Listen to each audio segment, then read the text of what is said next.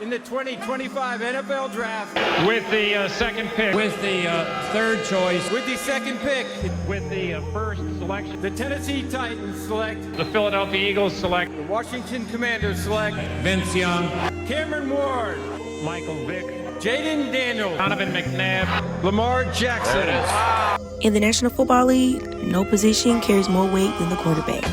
He's the strategist, the leader, the face of the franchise. Mahomes gonna walk in. Touchdown. When a team wins, he gets the credit. When they lose, he takes the blame. Then the second demotion, that was the worst decision by a quarterback.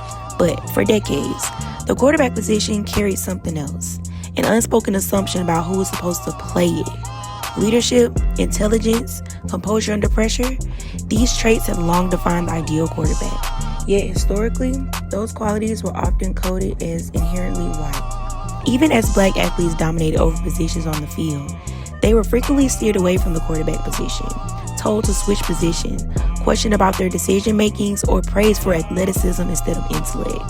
Today, the league looks different.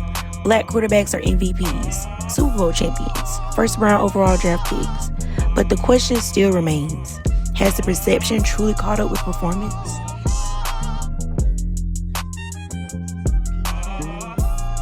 For most of NFL history, the quarterback position wasn't just about talent, it was about race. Black athletes were often told they didn't have the intelligence or leadership to play quarterback, even when they proved otherwise. This history shows how the narrative slowly changed over time.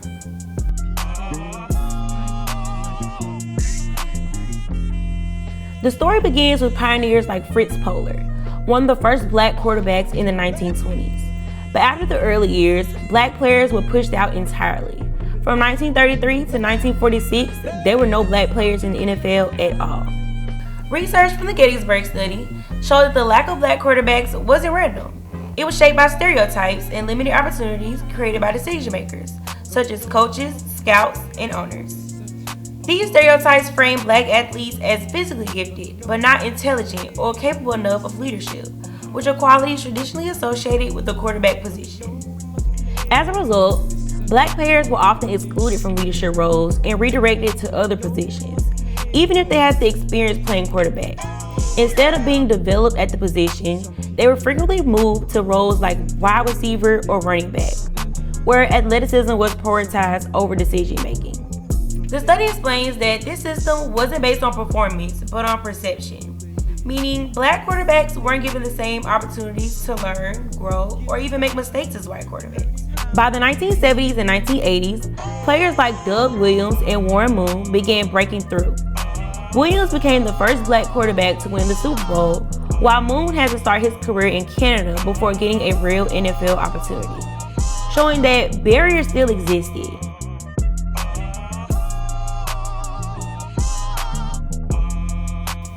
As black quarterbacks gained more opportunities on the field, researchers began to examine something deeper, not just how they perform, but how they are portrayed in sports media. The language used to describe quarterbacks doesn't just reflect their performance. It shapes how they're perceived, evaluated, and ultimately how opportunities are granted. A series of studies from the University of Colorado Boulder revealed consistent racial patterns in quarterback portrayal. Across media coverage, black quarterbacks are more often associated with physical traits, such as strength, speed, and natural ability. In contrast, white quarterbacks are more frequently described using cognitive traits, including intelligence, preparation, and leadership. One major experiment from the same university illustrates this clearly. Participants were given written descriptions of quarterbacks and asked to rate their traits like strength, natural ability, leadership, and intelligence.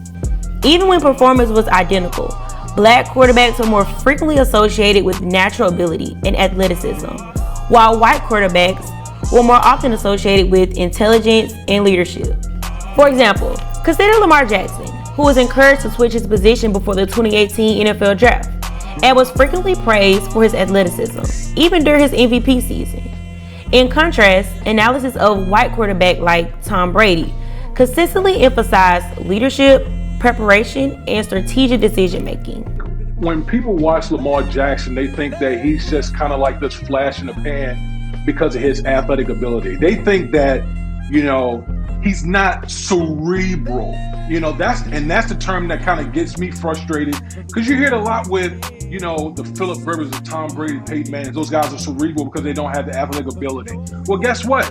When you make the changes, when you make the jumps in statistics that Lamar Jackson has made since he's been in the league, you don't just do that by just your athletic ability alone.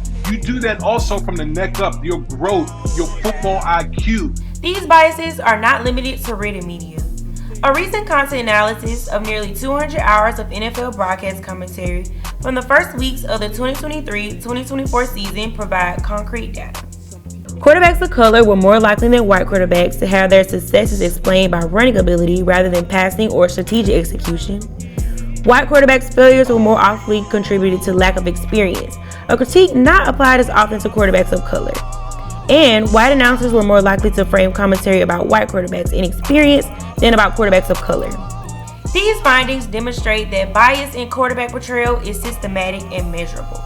It's not just occasional commentary. It's a recurring pattern across games, broadcasts, and seasons.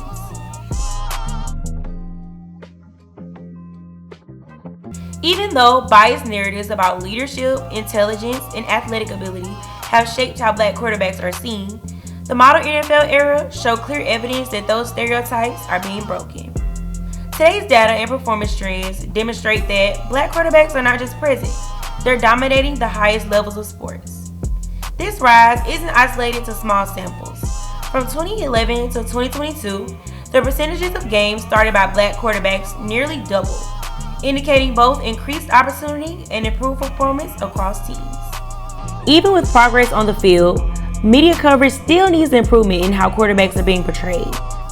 Research suggests reducing bias by using more balanced language that values both athleticism and intelligence for all players, relying on performance metrics rather than vague deceptors, and constantly highlighting leadership traits such as decision-making and game management. Increasing diversity among commentators can also help shift perspectives and reduce bias.